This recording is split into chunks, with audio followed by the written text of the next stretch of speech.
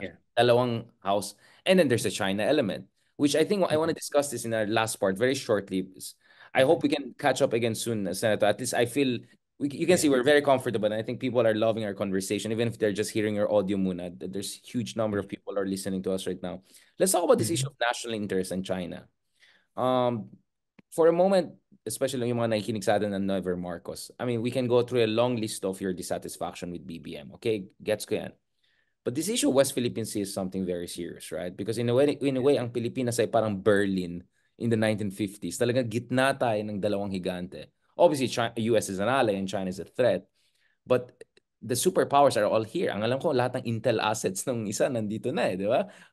They're trying to fight. And of course, they have their proxies. We don't even need to spell this out. So a lot is at stake here. A lot of big geopolitical events. And kaya nga, you go to US, tayo nag-abroad, nakikita mo, they pay attention kung Pinoy ka ngayon. Kasi we are a very important country. But speaking of that, the Philippines is also going through some interesting changes in its national security doctrine. I mean, we announced what is it, 9 trillion pesos AFP Modernization Act, getting submarines, etc. Navy at ang background nyo, Senator Trillanes. Yes, Your yes. dad was also Navy, right? Yeah. So it makes you even more relevant because a lot of this is about submarines and warships, etc. First, what is your Mhm. take on this US-China competition part and how much the opposition should be also vigilant? Na hindi ito drama lang dalawang pamilya. This is the drama of global geopolitics in the 21st century na nagkataon nandito tayo sa gitna. And we also have our own interests, of course, the West Philippine Sea and Taiwan even.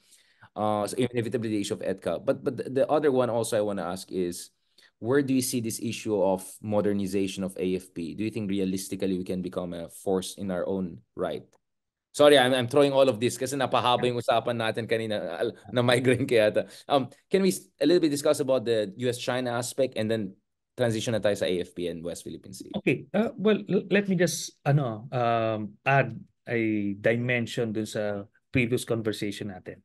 The geopolitical situation between itong China and the US, ito na ngayon can be is part of the dimension dito sa Duterte Marcos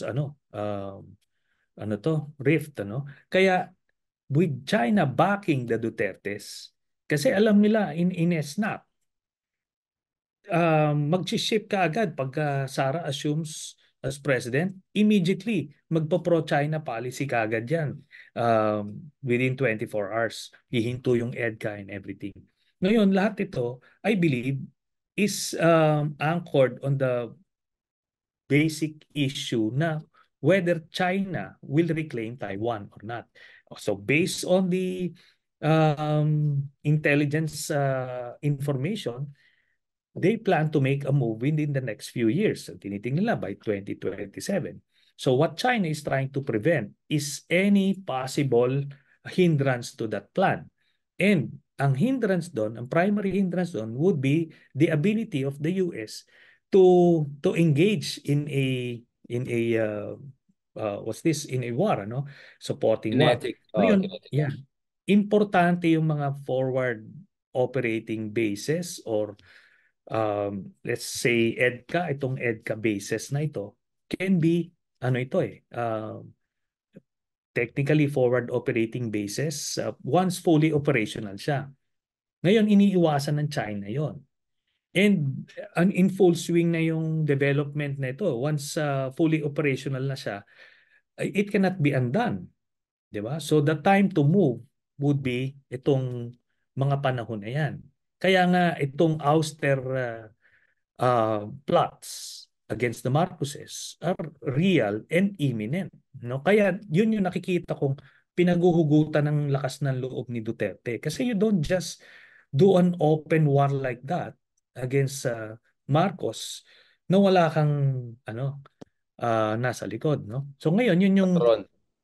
yun yung tinitignan natin. Ngayon, dito naman sa foreign policy shift, actually, yun yung isa sa pinakang nagulat ako. No? I did not expect that, see that coming during the elections and after. So when the president officially shifted back to the Western allies, talagang parang wow, galing nun, di ba? Talagang na tinalikuran ito. Then ito na ngayon, yung ating AP modernization. Itong AP modernization, talagang hindi talaga tayo makakalapit dun sa level ng China. Pero meron tinatawag na credible defense posture Pero na tinanggal na tipong yung minimum eh, di ba? Hindi na tayo wala nang minimum. minimum. Oh, Credible defense tayo. So we want to be kind of like the credible middle defense. power, kind of a decent armed forces. Hindi lang yung minimum lang na small power na poison shrimp. At saka ano kasi, kailangan nating kumaga ma-break in sa technological divide eh. Kasi from World War II vintage ships ngayon, missile ships na ino-operate nyo, it will take ano eh, a culture building eh sa Navy, no? Yung how to maintain those things, how to operate those things. Kailangan nun eh. So itong mga lead-in corvettes or frigates that we have, this will prepare us for more modern platforms in the coming years. Tapos itong submarine, ano? Itong submarine, kailangan natin talagang matutong gumamit niyan, no? And that will also force us to have yung mga charts, naval charts na kasi yung mga charts natin walang pang submarine, ano? Maraming ma-ground diyan pagka nagano. So we should have those things available for us. So itong mga aircraft, yung mga lead-in fighters from Korea, sasabihin nila that's no match from the fifth generation fighters ng China, but it will prepare the fighters again dun sa supersonic na ano na na planes kasi before that mga subsonic ano lang tayo eh, mga tora-tora kasi nawala na yung mga F5. So kailangan ma ano sa Transition na reintroduce tayo. yung Yeah, yeah. capacity na gano'n. Pero ang maganda dito sana, ang na-overlook lang doon sa modernization natin is kailangan explore natin yung mga unmanned systems. Asymmetric drones and Oh, just like kasi yeah, exactly like what sa Russia Ukraine. Ukraine, Persian Oh, Gulf, yung Iran yes. US, yung mga ganyan. Yes, there's a lot to learn. So yan kasi for the developing countries like us, ito yung kahit papaano baka mag-level ng playing field kasi hindi ito ganong kamahalan, hindi rin to ano, but ito yung technology na ngayon. Ito na yung papasok yung technology. Eventually, magiging ano na eh, obsolete na yung mga manned jets and ships. So ito na yung systems. Kailangan na natin simulan ito habang hindi pa huli. So all of these things ano naman, I think going into the right direction Under itong Gibbon, no? So you think generally we're moving in the right direction. Thank you so much for that, Senator Diaz. Actually, we can go on and on about this. Mahabang usapan yun. Submarines pa lang, medyo mahabang usapan yan. We can talk yeah, about yeah, the options out there by Koreans, even Italians apparently, in addition to France. yes, So medyo technical right, issue yan. So ayokong, we can have a separate one. Hopefully, we can catch up on that soon.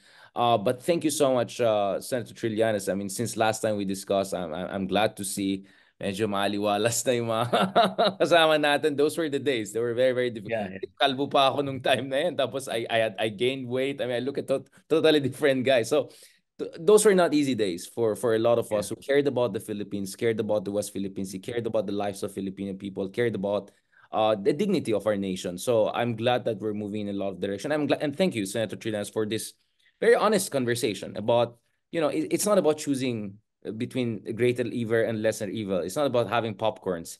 It's about understanding that there are orders of magnitude of difference in yes, terms of the threats to the constitutional order and the democracy we're facing. But I really appreciated this emphasis na eye on the ball 2028, but also don't forget, baka 2025 pa lang, big moves could happen. yeah, Thank yes, you so much, Senator Jan. I know there's more we can discuss, but I'd rather keep it for future episodes. I think 1.5 hour na tayo just like that. Because I'm sure mhm. there'll be more drama and bardagulan and plot twists as we get near to 2025 elections. Thank you, Senator, for sharing your views. Is there anything you want to share on the record? We can have a discussion off the record later on. Yeah. Before we wrap up this very interesting discussion. Well, thank you very much, Richard, for inviting me finally to your program. And Oh, as always. we'll be looking forward to more discussions with you. Of Thank you. course. Busy rin kayo. And of course, I think people have had the pleasure of also catching you on Christian's show, the other Yeah. great political podcast. So I'm glad na medyo active na rin kami ngayon sa YouTube. Hindi lang yung mga, alam mo na, di ba? So Yeah. hopefully we'll have more of you. Si Ronald Llamas, ginawa ko ng co-host. May R&R na kami. So baka next time mag-RRT na tayo. Mag-threesome Sige, tayo sige. na analysis. Yeah, Thank you yeah. very much, Senator, and talk to you soon. Thank you. God Thank bless. you.